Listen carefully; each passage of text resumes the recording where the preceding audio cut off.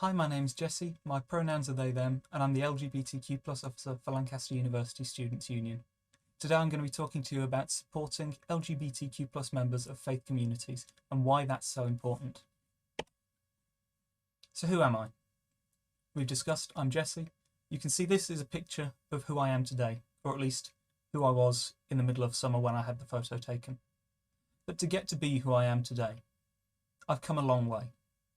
So this is who I was. And this was the happiest day of my life for a very long time. For those of you unfamiliar with Christian traditions, this was my baptism. It was the happiest day of my life for so many reasons. I made a public profession of my faith and became part of a wider community. And you can see my dad on the right smiling as well. But unfortunately, life in a faith community is not always perfect. It's not the paradise we make it out to be. For many communities, there are topics which are taboo. Many faith communities are quite conservative, and those topics might include sexuality and gender identity. They're things which aren't discussed or are discussed with hushed tones. Things which get you ostracized for speaking about. Things you hide. I had to live my life living a lie for so many years because I could not talk openly about who I was. I suppose a part of the reason I'm so passionate about supporting LGBTQ plus members of faith communities is that I've come through the process of accepting who I am without that support, and I've recognised a need for it. And that's why I wanted to talk to you today. Before we get started on how we can support members of faith communities, we first need to talk about what actually is faith. Can it be defined? Well, there are many definitions of faith. I'm sure you can find a dictionary definition, and I'm sure you can find a different dictionary definition that disagrees with the first one. Every faith group and religion has their own definition of faith. Christianity teaches faith is being sure of what you hope for and certain of what you do not see, which I think is an excellent definition and is very well suited for Christians, but not necessarily so well suited for members of other faith groups. This is why it can be so difficult to define, because the definition of faith relies on the person and the community. So is faith religion? Well, yes and no. Faith can be a deep and important part of religion, but religions are sets of rules and books, history and culture and tradition, which are all excellent things, but faith is so much more than that. Faith is so much deeper than that. I see faith as a personal relationship with a divine being. But is faith personal, or is it communal? Because we talk about faith communities just like we talk about religious communities. Well, I'd argue that faith can be both personal and communal. Any one person can have faith, but multiple people together can share a faith, share a belief. I think that's important to note, because defining faith can be quite difficult and can be quite personal. And I don't think you can really help someone, a member of a faith community, in dealing with their identity without understanding first where they're coming from. It's why when people talk about faith, I like to ask them, what do you mean by faith? I think sometimes the answers I get are very interesting. Sometimes people actually genuinely don't know what they mean by faith. Sometimes people have a very deep spiritual understanding of faith.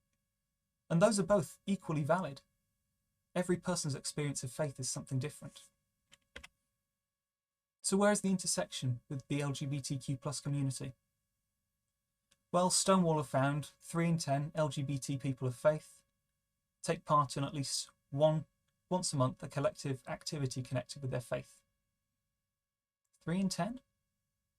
That's quite low for most faith communities. That's quite a low engagement. People feel like they want to be a part of their own community, but feel like they can't. This is my experience, of course. But I know it's the experience of many others I know. 14% of religious teenagers identify as LGBT. 14%. But often we don't talk about the intersection. We don't talk about the fact that there are LGBTQ plus people of faith. We don't care for their needs. 53% of LGBTQ plus American adults consider themselves highly or moderately religious. As we've discussed, religion and faith aren't necessarily the same thing, but they go hand in hand very much. And so this gives us a good guide that there are a large number of us, LGBTQ plus people of faith. And often we go unsupported from our communities, both from our faith community and from the LGBTQ plus community.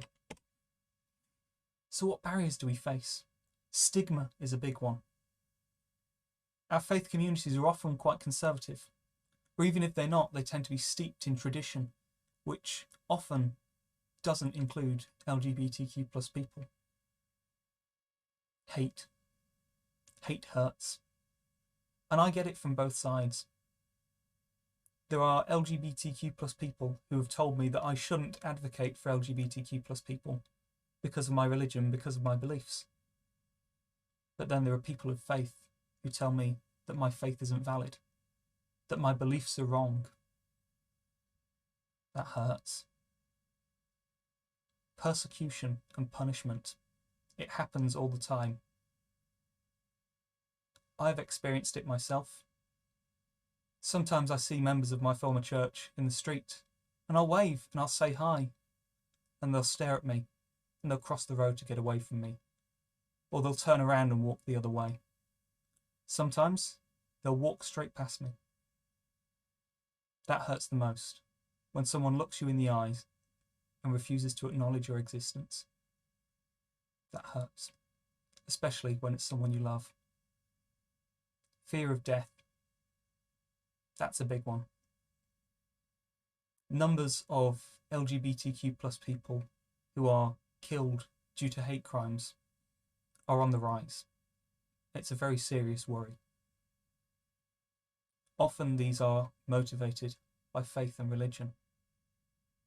So for LGBTQ plus people of faith who sit in that intersection where they are exposed to religious institutions that sometimes may teach that they don't have a right to exist, they're in danger.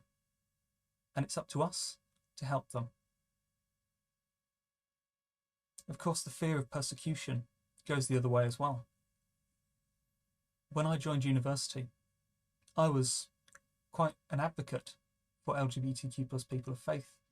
But within my first year, I discovered that there were 2 other active members of the forum who expressed some form of faith, and they didn't do so publicly. Because our community does not care for people of faith. But I want to change that, and I really hope you do too. So how do we tackle these barriers? Well, there are 2 ways to do so, from within and from outside. From within. If you are an LGBTQ plus person of faith, then I want you to know that you're supported, that you're cared for and you're loved, both by your faith community and by the LGBTQ plus community. Sometimes it can be difficult to stand up for yourself, but you don't stand alone. I love this example from South Park, but this example, this innocent young child who gets this deep and spiritual revelation that, you know what, it's okay to be me. I wish when I was that age, I had been able to do that. When you come out, when you express yourself freely and tell the world, hey, I exist, it allows other people to do the same. Communities will form around you of people who are loving and caring and want to look out for each other. And from outside, perhaps you're not a person of faith, but someone you know and someone you love is. Well, sometimes the easiest thing to do is to just sit down, have a brew,